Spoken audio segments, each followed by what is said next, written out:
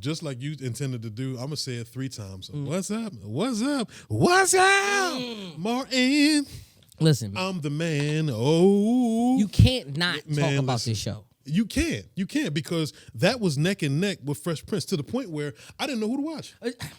I had to do rock, paper, scissors with my brother in the house. Look. He was older and I didn't give a damn. Look, but I had to do rock, paper, scissors and I was bigger, so normally I would win. And I called on my mother if I couldn't get my way. But Martin always played in the house. In the Christian home of the Reid's residence. Listen, I'm not mad at that. Talk to me. So the fact that you might be a little older than me, so it's just the fact that so? you are a little older than me. Is it the clothes? You definitely look like you came off the Cabana or went the Tom Joyner cruise. I want to know that. But get him on camera. Get him on camera.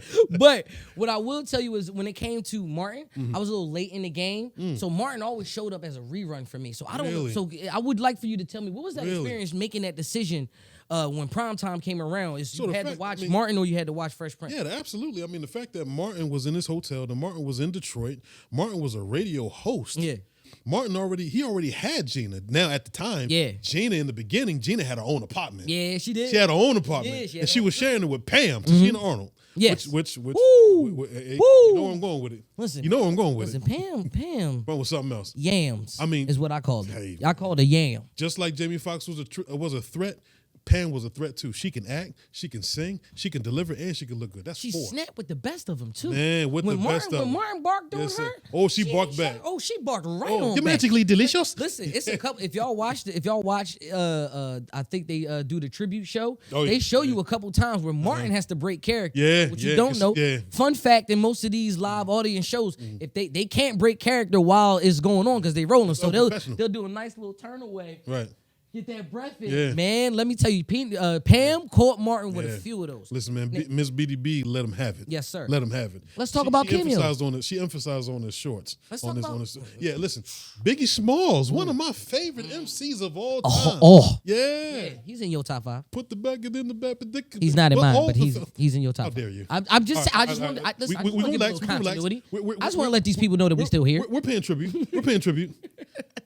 This is still the best underrated. You say Biggie on the cameo. Yeah, Biggie was on the cameo. And the fact that he knew who Martin was, and Martin was such a well-known name, it was handshakes and love when he seen Biggie Smalls. Now, when I seen Biggie Smalls, yeah. Okay, it's always daps up. It's always the dap. It was always, It always seemed, too, when it came to whatever celebrity was on there, it seemed like Martin knew them as Martin Lawrence. He knew them as a friend. And he was like, I got this show, bring him on to the show. Because one of the one big cameos at that time, it may not mean a lot now, but at that time, when Kid was on the show, when Kid was he was supposed to be that not special Kid and guest Play Kid. From Kid and Play. Yeah, really? Remember, Christopher Reid? That guy? This is House Party. Party is popping big. At this time. Big. It was hard to get Kid on the show. Right. Kid was on the show because Martin was in House Party. Yeah, hey, man, listen. Show with me. When he did the Shadane, you could even look at that show and see Kid is trying his hardest to not break character, bro. Trying. You got that. I mean, now if we want to talk about theme songs now, right? Now, Martin, the first theme song was great. Yeah. But and then the animatronic, we're not doing that, man. We're not doing that. You ain't like that one? No. Now, as far as culture, you're right. I ain't like it either. Go ahead. I didn't like that. Now, as far as cultural impact, another reason why I really do love this show is because it's personal to my life. Because I feel as though that me and my wife are the modern day Martin and Gina. My wife is. I can see that. My wife is just as specially I can see that. needed as much as I am. You get what I'm saying? Yeah. We match each other's energy. And it's one scene that I remember in one of the Martin shows where he was like, "You got to get it, you got to get it," and all of a sudden Gina's just like, she's back right. That's just your woman backing up your man. That gave you a cultural impact. Everybody wanted to be the modern day Martin and Gina. Yeah, absolutely. Because that was your cohesive unit. You know what I'm saying? You got to look at the fact of Martin too. Like there's too many things. That theme song after that animated thing that was cool and all that. Yeah. But I mean, what we really need to talk about the core of the show. Talk to me. Who is your favorite Martin character? It could be Pam, Gina, but we talking about? We talking about Martin. Yeah, we talking about which one of Martin's characters is your favorite. See, I like Dragonfly Jones. Ooh, you Dragonfly Jones. And then the fact of the matter is he was the old head that didn't have the fronts, but had the black belt, but always got got beat on. Clearly. He got beat on like an African. He clearly got beat up on a lot. And the fact that his homie? his side Kenji! that was the green belt. That was the green belt that would always mop the floor with him. And I loved hold on. The reason why I like, I'm with you on that because I want to stay right there. Yeah. Dragonfly Jones is one of the most iconic characters, but Kenji don't get no love, yo. No. Kenji was the most gangster character, okay? Because the first thing he's doing is he's like, hey, man, he said, yeah, before we get this thing started, what's going on with my money? They about to cut my phone off. He said, well, who you talking to? Right. You need to be practicing yacht instead of talking on the phone. Mm-hmm. Man, listen, Kenji is my man. You got another character? Because I got another one. Yeah, listen, man, I got the flavorful, the most impactful, the pimp himself, Jerome in the house. I said Jerome in the house. I said Jerome. Martin had a lot of. Watch your mouth. Yeah, man. Yeah. Jerome was fly. Jerome always had money. Jerome always came to the aid of anybody that needed help. That is also very true. Pam was getting her car towed. Yep. And Gina was the person that was riding with her. Yep. And they didn't know who else to go to because nobody wanted to be embarrassed. So Jerome came and had that money in pocket. Listen, I'm going to keep it all the way tall with you. Jerome is very much iconic. But you know what don't get talked about? Who's that? Pam gave Jerome some draws. You cannot tell me. You cannot tell me, as generous as Jerome has been to junk in the trunk. Mind you, he knock on the door all the time. You know what I'm saying? He knew Pam when when her and Gina was roommates. Yeah. You know what I'm saying? You can't tell me that. Listen, if Jerome ain't hit it, he definitely sniffed it. Now, what I will tell you is, and Jerome is one of the most impactful ones, but of course we got to talk about the most impactful one. And I don't understand. Well, it's not I don't understand. I don't really care, but it's also, throwing under the bridge. You know what I'm saying? Yeah, no comedian is supposed to be in a dress, right? No black comedian is supposed to be in a dress. Don't nobody ever talk about Shanae, bro.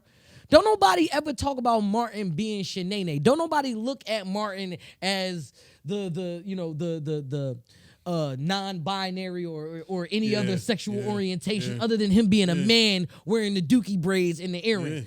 And Martin played it well. You get what I'm saying? He did. He dressed like Salt and Pepper. That's what I'm saying. Listen. It wasn't just the dress. They even scrutinized Jamie Foxx about being Wanda more than they scrutinized Martin about being Shanae. And maybe because low-key they looked at him as a woman and not as Martin. Come on now. I mean, that he did that good of a job. It seems and he like had the inflations. Each character. He could sit down, he was 3 feet taller. Each character did not look like, that's that person wearing this outfit. If I see this person dressed up, it is that character. I see Shanae. I see old Otis. I see Dragonfly Jones. I see King Beef. Like I see, I forget the mechanic name, but don't you know no good? That's Martin too. That's Martin too. So when we talk about like actual full characters in that light, come on, man, you can't deny that. And last but not least, the one thing that I got a nitpick on, because I got a nitpick. Talk to me. King T-Reid, or T-Reid the King, however you proclaim. Okay. What is the last episode of Martin? The last episode of Martin, and correct me if I'm wrong, which I know you will, was when he moved out. When he wrote L-U-V instead of L-O-V-E. Yeah, One Love. He did. I think One Love. Yeah. When he moved out that apartment, and when the fact that, correct me if I'm wrong, they were having issues on the set. I'm not going to get too deep into it. But the fact that Gina was in one room, he was in another room. Yeah, that whole episode. Yeah, it was weird. Martin, Gina, and they were definitely yelling you from see, the it was obvious. Yeah, you couldn't. Yeah, that's like trying to hide a pimple on your forehead. That's true. And you can't walk around like this all day. You can't walk around like this all day. So the fact that I truly believe that was the last episode when he moved out. Okay, so you're right. Talk to me. You are, I want to say you're about 60% correct. Yes. The last impression or that last scene, it was him signing the wall as he was walking out. But the reason why that last episode was there is because I believe they were moving to L.A. So they gave it a cohesive ending because Martin finally made it. Yeah. Gina was already doing well in her business, but she was also moving to L.A. So the grand escape was to go to L.A. Right. Now, from the beginning episode, from the first episode to the last episode, if you just put them two side by side, yes, it does seem like it was a cohesive it seemed like it was a continuity show, like a continuous show. Right. But to be honest with you, there was no continuity to the show. There was no real storyline to the show. Like, not to be honest with you, no, because Martin, no matter what facet of that Martin was in, he always shined in it. So when he was the radio host, he shined as a radio host. Yeah. When he did Word on the Street, he shined as the talk show host on Word on the Street. They got syndicated and they went on to LA to do the full version of the show. With Gina, never really knew what she did. She was in marketing or advertising. She was in some type of, like, her job was never one of those things where, it was crucial for her to have this. Wasn't talked about. But she needed to keep this job. Yeah. She know that Mr. Whitaker was going to fire her if she didn't do this job, or this wasn't done by that date. And we also knew the only person that got fired was actually Pam. Because remember, they was trying to do a jump off. Or spin-off for that show, because remember, because Pam was supposed to be A&R for the music, right, and her first artist was Tyrese Gibson. Got that right. I remember Mr. Coca-Cola himself. I'm singing too much. Absolutely, I do remember. Now the fact of the matter is, and you're right about that, Gina was only known for her reunion. Yeah. When she came from the dentist and she looked like the Elephant Man, her hair was all over her head. Yep. And Pretty Ricky, what they called him, was like, oh my goodness, is that your woman or is that your walrus? We harping a lot on this show, yes, sir. But I'm not mad at staying on Martin, because you are absolutely right when it comes to the character development. Yeah. And as far as Gina really didn't go anywhere. Her standout episode was that one. I would think the headboard episode too. Yeah, it was good. I felt like Pam had more development. Oh yeah. You know what I'm saying? Well, she was a better actress. That's true too. Yeah, she was but with Cole and Tommy, there was no. I mean, for God's sake, we never knew what Tommy did. I mean, but at that point, let me cut the ribbon on this new business. The fact that Tommy was the flyest uncle you've ever met, and he always had money in his pocket, and we all had an uncle like that. He was always clean. This is true. Bald head, smooth as silk, smooth as dolphin skin. And the fact of the matter is, nobody cared what he did, even though that was a running joke. He always had money. He never was evicted. Cole was asking for money. Yeah. Cole had a job. What was Cole's job? He cleaned airplanes. Did he really? Yes, he did. That was his job. Yes, he did. He cleaned airplanes. Because I know he had a job with Tommy at one point. Yeah, well, you get a job at work and where I'm at. Right. Doing the same thing I'm doing. There you go. And you're going to be fly as ever. And we haven't figured out exactly what that was. And nobody cared. No, I didn't. Matter. I didn't. I think just to bring it on home for Martin. Martin might be one of those ones that's it's definitely up there because it was gonna be talked about. There was so much more to talk about. We done talked about families. I like how we went.